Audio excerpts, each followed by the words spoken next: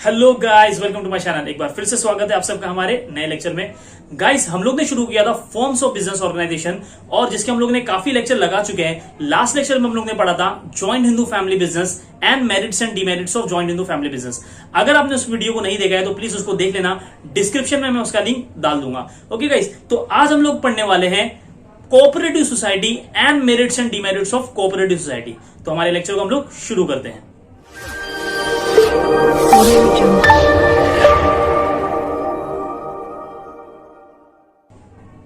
Okay guys, आप देख सकते हो स्क्रीन पर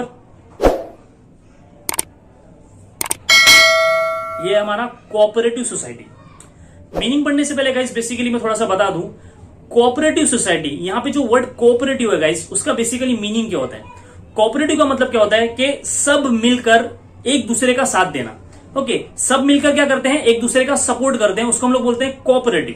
अब यहां पे लिखा है कोऑपरेटिव सोसाइटी। सोसाइटी से यहां पे मतलब है कंपनी। ओके, तो गाइस ये एक ऐसी कंपनी होती है जो आम लोगों के द्वारा बनाई जाती है, यानी कि जो कॉमन पीपल्स होते हैं वो लोग क्या करते हैं, एक साथ में जुड़ जाते हैं। ओके, और वो क्या करते हैं, एक कंपनी को खोलते हैं और उनका वहां पे ऑब्जेक्टिव होता है कि लोगों को हम क्या करेंगे, सर्विस प्रोवाइड करेंगे। उनका ऑब्जेक्टिव प्रॉफिट अर्निंग नहीं होता है, बल्कि उनका ऑब्जेक्टिव होता है कि हम लोग लोगों को सेवा प्रोवाइड करेंगे और लोगों के डेवलपमेंट के लिए काम करेंगे। ओके, तो गाइस ये ऐसी कंपनीज होती है जिनका मेन ऑब्जेक्टिव, मेन मकसद जो होता है वो सर्विस देना होता है, ना कि प्रॉफिट कमाना। अभी हम लोग पढ़ते हैं, it is a voluntary association of individuals formed to provide services to the pupils at cheaper rate. Big companies tend to exploit the consumers, workers as they have a huge wealth and power. यहां पे बताया गया guys कि ये एक ऐसी organisation होती है जो वॉलंटरी बनाई जाती है, यानी कि खुद से बनाई जाती है। बहुत सारे लोग क्या करते हैं, जो कॉमन पीपल लोग रहते हैं, वो क्या करते हैं, खुद से एक ऑर्गेनाइजेशन को बनाते हैं। ओके, और उनका ऑब्जेक्टिव होता है लोगों को सर्विस प्रोवाइड करना चीपर रेट में, यानी कि बहुत ही सस्ते दाम में। यहां पे बताया गया कि जो बिग कंपनीज होती है, जो बड़ी बड़ी कंपनीज होती है जिनका मकसद प्रॉफिट कमाना होता है, वो लोग क्या करते हैं, कस्टमर को लूटते हैं, वर्कर्स को लूटते हैं। ओके, तो ये सारी चीजों को कम करने के लिए, ये सारी चीजों को रोकने के लिए कोऑपरेटिव सोसाइटी बनाई जाती है, ताकि लोगों को क्या किया जाए, product and services cheaper rate में प्रोवाइड की जाए। Okay, therefore consumers and workers decide to come together and form an organization on a cooperative basis. तो कुछ कंज्यूमर्स ने और वर्कर्स लोग क्या सोचते हैं कि अभी हम लोग क्या करते हैं, हमारा अपना एक ऑर्गेनाइजेशन बनाते हैं। ओके, और ऑर्गेनाइजेशन हम लोग बनाएंगे और लोगों को क्या करेंगे, सर्विस प्रोवाइड करेंगे। ओके, आगे बढ़ते हैं हम लोग। Definition, according to the Indian cooperative society act 1912, यहां पे बताया गया गाइस, जो डेफिनेशन है वो कोऑपरेटिव सोसाइटी एक्ट 1912 में दिया गया है। इससे हम लोग को ये समझ में आता है, जो कोऑपरेटिव सोसाइटी के जो भी ऑर्गेनाइजेशंस होती है उनको मैनेज करने के लिए, उनको रूल्स बताने के लिए एक एक्ट पास किया गया जिसका नाम है कोऑपरेटिव सोसाइटी एक्ट 1912। तो ये हमको याद रखना है, जो कोऑपरेटिव सोसाइटी का एक्ट है गाइस वो है 1912। ओके, तो उस एक्ट में डेफिनेशन दी गई है कोऑपरेटिव सोसाइटी की। Cooperative society is a society which has its objective for the promotion of economic interest of its member in accordance with the cooperative principles. बहुत अच्छा डेफिनेशन दिया गया इसकी। यहां पे बताया गया कि जो कोऑपरेटिव सोसाइटी होती है वो ऐसी सोसाइटी होती है जिनका मेन ऑब्जेक्टिव होता है कि लोगों की, जो कॉमन पीपल्स होती है, उनके इकोनॉमिक इंटरेस्ट को प्रमोट करना, यानी कि उनको प्रोडक्ट एंड सर्विसेज जो है वो इकोनॉमिक रेट पे प्रोवाइड करना। Okay, in accordance with the cooperative principal. और ये जो ऑर्गेनाइजेशन लोग चलाते हैं वो कोऑपरेटिव प्रिंसिपल पे होती है, यानी कि इसमें यहाँ पे ऑब्जेक्टिव प्रॉफिट कमाना नहीं है, कोऑपरेटिव प्रिंसिपल है, यानी कि सबकी सपोर्ट करना है, सबकी एक दूसरे की हेल्प करना है। ओके, एक प्रिंसिपल दिया गया है यहाँ पे, the principle of cooperative society is each for all and all for each. ये बहुत ज्यादा इंपॉर्टेंट है। अगर आप नेट सेट के स्टूडेंट हो तो गाइस, तो आपको डायरेक्टली ये पूछ सकता है कि ये जो each for all and all for each है वो किस ऑर्गेनाइजेशन का प्रिंसिपल है। तो हमको याद रखना है कि जो each for all and all for each है, ये प्रिंसिपल जो वो कोऑपरेटिव सोसाइटी का है। मतलब क्या होगा इसके, ईच फॉर ऑल, यानी कि जो भी सारी चीजें हैं वो सभी के लिए है, एंड ऑल फॉर ईच, और सारे जो लोग हैं वो सब चीज के लिए है। ओके, यानी कि सभी को हक है प्रोडक्ट एंड सर्विस को अवेल करने का, यूज करने का एट चीपर रेट में। Okay, each for all and all for each. आगे बढ़ते हैं हम लोग। Examples of cooperative society in India. अब यहाँ पे कुछ एग्जाम्पल देके रखे मैंने आप लोगों को बेटर अंडरस्टैंडिंग के लिए कि कोऑपरेटिव सोसाइटी होती कौन सी है। Okay, Apna Bazar cooperative society is a consumer cooperative society which provides goods to the consumer at less than MRP rate. यहां पे एक एग्जांपल बताया गया गाइस, जो अपना बाजार है, आपने सुना होगा सबसे अच्छा सबसे सस्ता अपना बाजार का ये टैगलाइन है गाइस। अपना बाजार में जो भी हम लोग को प्रोडक्ट्स मिलते हैं, व्हीट, राइस, पल्सेस, वेजिटेबल्स, वो हमको एमआरपी से कम में मिलते हैं, यानी कि जो मार्केट में जो प्राइस चलता है उससे हम लोग को यहाँ पे कम प्राइस देखने को मिलते हैं। तो ये जो अपना बाजार कंपनी है गाइस, वो भी एक कोऑपरेटिव सोसाइटी है। ओके, नेक्स्ट है हमारा Amul Indian dairy cooperative society. Amul Indian dairy cooperative society, ये तो बहुत ही फेमस है। तो अमूल कंपनी है गाइस, वो 1946 में स्टैब्लिश की गई थी फार्मर्स के द्वारा। ओके, ये फार्मर लोग ने मिलकर जो है वो एक कोऑपरेटिव सोसाइटी बनाया था जिसका नाम है Indian dairy cooperative society. Okay, ये बनी थी 1946 में और इसको जो है गाइस फार्मर्स लोगों ने मिलकर बनाया था। तो ये जो अमूल भी है वो भी एक हमारा कोऑपरेटिव सोसाइटी है। लास्ट है हमारा श्री महिला गृह उद्योग लिज्जत पापड़। जो लिज्जत पापड़ की कंपनी है गाइस, वो 7 वुमेन्स के द्वारा स्टैब्लिश की गई थी इन द ईयर 1959 में। ओके, पढ़ते हैं हम लोग। Shri Mahila Griha Udyog Lijjat Papad cooperative society is a women's worker cooperative society. It is famous for the Lijjat Papad. Okay, तो ये कुछ एग्जाम्पल मैंने गाइस यहाँ पे दिया आपको समझने के लिए कि कोऑपरेटिव सोसाइटी बेसिकली होता क्या है। ओके, आगे बढ़ते हैं हम लोग। Merits of cooperative society. अभी हम लोग देखते हैं गाइस के कोऑपरेटिव सोसाइटी को जो ऑर्गेनाइजेशन चलाते हैं उनको क्या क्या एडवांटेजेस है, क्या क्या बेनिफिट्स है। ओके, सबसे पहला बताया गया इजी फॉर्मेशन, यानी कि जो कोऑपरेटिव सोसाइटी है गाइस उसको स्टैब्लिश करना बहुत ही इजी होता है। A cooperative society can be formed easily. Minimum 10 members required for the registration of the cooperative society. यहां पे बताया गया गाइस, बहुत इंपॉर्टेंट चीज है कि जो कोऑपरेटिव सोसाइटी है उसको शुरू करने के लिए मिनिमम 10 लोग की रिक्वायरमेंट है। मैक्सिमम कितना भी चलेगा, यानी कि मैक्सिमम लिमिट नहीं बताया गया है, कितने भी लोग जो है वो ऑर्गेनाइजेशन में जो है वो पार्टिसिपेट कर सकते हैं, लेकिन जो मिनिमम रिक्वायरमेंट है, मिनिमम 10 लोग चाहिए इस कंपनी को खोलने के लिए। ओके, कोऑपरेटिव सोसाइटी को स्टार्ट करने के लिए। The registration of the cooperative society is compulsory but it is simple and fees is also nominal. यहां पे बताया गया जो रजिस्ट्रेशन है कोऑपरेटिव सोसाइटी का वो कंपलसरी है, यानी कि मैंडेटरी है रजिस्ट्रेशन करवाना, लेकिन उसके जो रजिस्ट्रेशन चार्जेस है वो बहुत नॉमिनल होते हैं, बहुत ही कम होते हैं। ओके, तो इसलिए कोऑपरेटिव सोसाइटी स्टार्ट करना बहुत ही इजी है। सेकंड जो एडवांटेज है गाइस वो है डेमोक्रेटिक मैनेजमेंट। डेमोक्रेटिक मैनेजमेंट का मतलब क्या है यहाँ पे, कि यहाँ पे जितने भी पार्टिसिपेंट होंगे, जितने भी मेंबर्स होंगे इस ऑर्गेनाइजेशन में, उन सबको इक्वल राइट्स होगा। ओके, सबको इक्वल राइट्स होगा अपनी बात रखने का। ओके, पढ़ते हैं हम लोग। The business of cooperative organisation is manage by the managing committee and management of the organisation is democratic. यहां पे बताया गया कि जो कोऑपरेटिव सोसाइटी है उसको मैनेज करने के लिए गाइस एक कमिटी बनाई जाती है। जो मेंबर्स होते हैं कोऑपरेटिव सोसाइटी के, उसमें से किसी लोगों को क्या किया जाता है, अपॉइंट किया जाता है एज अ मैनेजिंग कमिटी। यानी कि अगर एक कोऑपरेटिव सोसाइटी में 20 लोग हैं तो उसमें से कुछ लोगों को एज अ मैनेजिंग कमिटी बनाया जाता है, और वो मैनेजिंग कमिटी क्या करती है गाइस, उस कोऑपरेटिव सोसाइटी को मैनेज करती है। और यहां पे बताया गया कि जो उसका मैनेजमेंट है वो डेमोक्रेटिक है। इसका मतलब क्या होता है, it means each member have equal rights in business. Democratic management का यहां पे मतलब क्या है कि हर मेंबर को क्या है, इक्वल राइट्स है। अगर कंपनी में वोटिंग होगा तो सबको राइट मिलेगा वोट देने का। Okay, the principle of voting is 1 member 1 vote. और यहां पे जो वोटिंग का जो प्रिंसिपल बताया गया गाइस, 1 मेंबर 1 वोट, यानी कि एक मेंबर के द्वारा एक वोट ही लिया जाएगा।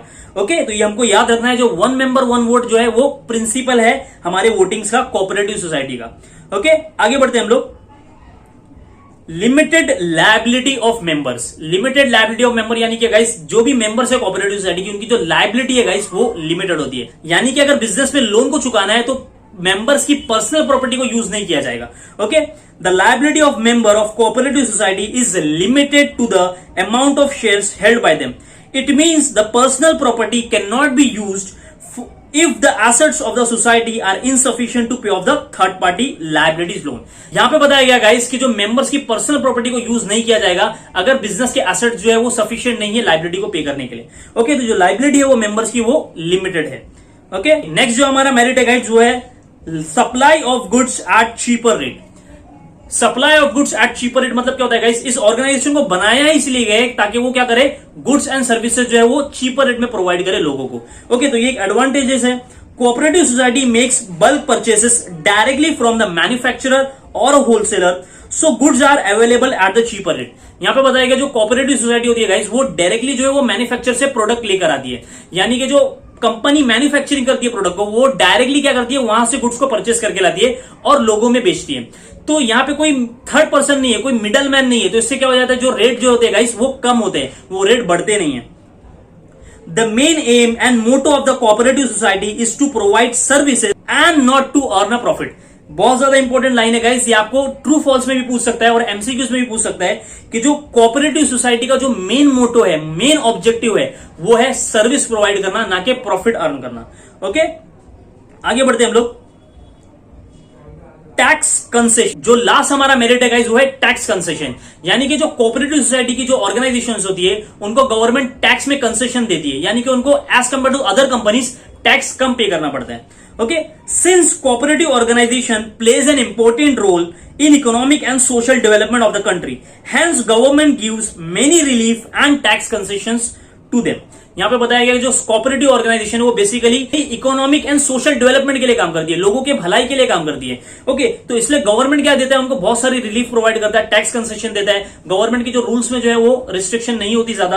ओके, लास्ट जो है हमारा गाइस बताया गया यहाँ पे, similarly some other advantages includes. मैंने यहाँ पे कुछ अदर एडवांटेजेस को इंक्लूड कर दिया ताकि आप लोगों को याद रख सके कि जो सेपरेट लीगल एंटिटी, यहां पे बताया गया कि जो कोऑपरेटिव सोसाइटी है वो सेपरेट लीगल एंटिटी होती है। यानी कि कोऑपरेटिव सोसाइटी और उसके जो मेंबर है गाइस वो सेम नहीं है, वो दोनों अलग अलग है। यानी कि कोऑपरेटिव सोसाइटी अपने नाम पे कॉन्ट्रैक्ट कर सकती है, अपने नाम पे जो है वो कोई भी प्रोडक्ट को बेच या खरीद सकती है। ओके, स्टेबल ऑर्गेनाइजेशन, और ये जो ऑर्गेनाइजेशन है गाइस वो स्टेबल है। ऐसा नहीं है कि एक दो लोगों की डेथ हो गई या इंसॉल्वेंट हो गया एक दो जन तो वो जो है कोऑपरेटिव सोसाइटी बंद हो जाएगी, ऐसा बिल्कुल भी नहीं है। कोऑपरेटिव ऑर्गेनाइजेशन जो है वो आगे चलते रहेगी हमेशा। ओके, लास्ट जो हमारा है open membership, no maximum limit. यहां पे बताया गया जो कोऑपरेटिव सोसाइटी की जो मेंबरशिप है गाइस वो ओपन है, यानी कि कोई भी जो है वो आके मेंबर बन सकता है कोऑपरेटिव सोसाइटी का। ओके, उसको शेयर्स खरीदने पड़ेंगे कोऑपरेटिव सोसाइटी के और वो कोऑपरेटिव सोसाइटी का मेंबर बन जाएगा। और यहां पे बताया गया नो मैक्सिमम लिमिट, यहां पे मेंबर्स की कोई लिमिट नहीं है। मिनिमम 10 लोग चाहिए लेकिन मैक्सिमम जो कोई लिमिट नहीं है कोऑपरेटिव सोसाइटी के मेंबर की। ओके, अभी हम लोग पढ़ते हैं गाइस डीमेरिट्स। डीमेरिट्स यानी कि disadvantages of cooperative society. Okay, अब कोऑपरेटिव सोसाइटी में क्या क्या डिफिकल्टीज है। लिमिटेड कैपिटल, पहला तो गाइस ये है कि जो ऑर्गेनाइजेशन है कोऑपरेटिव सोसाइटी उसमें कैपिटल की जो है कमी होती है, क्योंकि यहां पे जो लोग होते हैं गाइस वो कॉमन पीपल्स होते हैं, मिडिल इनकम ग्रुप होते हैं, जो ये सोचते हैं कि हम लोग क्या करेंगे, कोऑपरेटिव सोसाइटी को स्टैब्लिश करेंगे। ओके, ताकि लोगों को सर्विस प्रोवाइड करने के लिए। तो यहां पे जो है कैपिटल जो है वो बहुत कम होता है। The member of the cooperative society belongs to lower and middle income groups, Hence they can invest only limited capital in the cooperative society। यहां पे बताया कि जो मेंबर्स होते हैं कोऑपरेटिव सोसाइटी के वो मिडिल इनकम ग्रुप के होते हैं, तो इसलिए लोगों के पास ज्यादा पैसा नहीं होता बिजनेस में इन्वेस्ट करने के लिए। ओके, सेकंड है हमारा इनएफिशिएंट या इनकेपेबल मैनेजमेंट। इनकेपेबल मैनेजमेंट भी हम लोग इसको बोल सकते हैं। The management in the hand of the managing committee, they are the representative of the shareholders, they may not possess managerial skill। यहां पे बताया गया गाइस जो मेंबर्स होते हैं, जो शेयर होल्डर होते हैं, वो लोग अपने रिप्रेजेंटेटिव को इलेक्ट करते हैं एज अ मैनेजिंग कमिटी। यानी कि अगर 20 लोग जो है मेंबर्स है कोऑपरेटिव सोसाइटी में, उसमें से लोग कुछ लोगों को क्या करते हैं, मैनेजिंग कमिटी बना देते हैं। ओके, और जो मैनेजिंग कमिटी होती है गाइस वो प्रोफेशनल पीपल्स नहीं होते। Due to limited amount of capital, they are not able to appoint professional managers. The managing committee members are not professional, so there is a inefficient management। और यहाँ पे बताया गया कि जो कोऑपरेटिव ऑर्गेनाइजेशन है उसके पास कैपिटल की जो है वो कमी है, इसलिए वो लोग कोई प्रोफेशनल को हायर नहीं कर पाते मैनेजमेंट को संभालने के लिए। उनमें से जो लोग होते हैं उन लोगों को ही वो जो है मैनेजिंग कमिटी बना देते हैं, और मैनेजिंग कमिटी जो है वो प्रोफेशनल नहीं होती, इसलिए इसको बताया गया कि जो इनका जो मैनेजमेंट होता है गाइस वो इनएफिशिएंट होता है। ओके, नेक्स्ट थर्ड है हमारा disputes among the members. Dispute among the members यानी कि अभी जहां पर भी 2 से ज्यादा लोग होते हैं तो गाइस यहां पे क्या हो जाता है, लड़ाई हो जाती है, डिस्प्यूट्स हो जाता है। Okay, there are constant conflicts among the members as they lack the maturity and experience in handling the business of the society. Some members may or may not agree on some points which leads to disputes among them. Sometimes disputes may lead to the dissolution of the cooperative society। यहां पे बताया गया guys कि sometimes ऐसा हो सकता है कि एक मेंबर बोलता है कि हम लोगों को ऐसा करना चाहिए, लेकिन दूसरा मेंबर बोलता है कि नहीं, ये तुम्हारा जो डिसीजन है वो रॉन्ग है, हमको कुछ और करना चाहिए। यानी कि अगर बिजनेस का कोई भी डिसीजन लेना हो या कोई भी अगर मसला हो तो उसमें जो है गाइस एक दूसरे की जो है वो बनती नहीं है इसमें, तो इसलिए क्या हो जाता है गाइस, डिस्प्यूट हो जाता है, लड़ाई हो जाती है। ओके, नेक्स्ट है हमारा लिमिटेड स्कोप फॉर एक्सपांशन। यहां पे बताया गया जो कोऑपरेटिव सोसाइटी है उसमें ये लिमिटेशन है कि वो अपना बिजनेस को एक्सपांड नहीं कर सकती है, बड़ा नहीं कर सकती है। क्या रीजन है? Since cooperative society is formed for service providing and not for earning the profit due to limited financial and managerial resources, a cooperative society can not expand the business.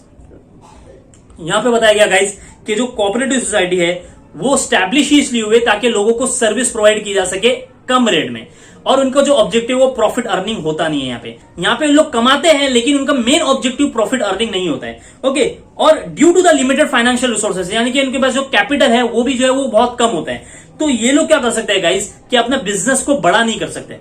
Okay, क्योंकि अगर profit making company होती है तो वो क्या कर सकती है, अपने बिजनेस को बड़ा कर सकती है। Okay, similarly some disadvantages are, और बाकी के डिसएडवांटेज बताए गए नीचे। नो सेक्रेसी इन बिजनेस, ये जो कोऑपरेटिव सोसाइटी का ऑर्गेनाइजेशन है गाइस इसमें कोई सेक्रेसी होती ही नहीं है, यानी कि बिजनेस की जो प्लान्स होते हैं, सीक्रेट्स होते हैं, वो सारे मेंबर्स को पता होते हैं और मेंबर्स क्या कर सकते हैं, बाहर किसी को डिस्क्लोज कर सकते हैं। और यहाँ पे मेन रीजन ये भी है कि हम लोग क्या कर रहे हैं गाइस, सर्विस प्रोवाइड कर रहे हैं, ना कि प्रॉफिट अर्न कर रहे हैं। जब हम लोग लोगों को सेवा प्रोवाइड कर रहे हैं तो अब यहाँ पे हम लोग को सेक्रेसी रखने की जरूरत ही नहीं है, क्योंकि हम लोग सेवा प्रोवाइड कर रहे हैं, हम लोगों को प्रॉफिट कमाना ही नहीं है, तो हम यहाँ पे कोई सीक्रेट रख के कोई मतलब भी नहीं है। ओके, तो यहाँ पे जो सेक्रेसी बिजनेस में नहीं होती है।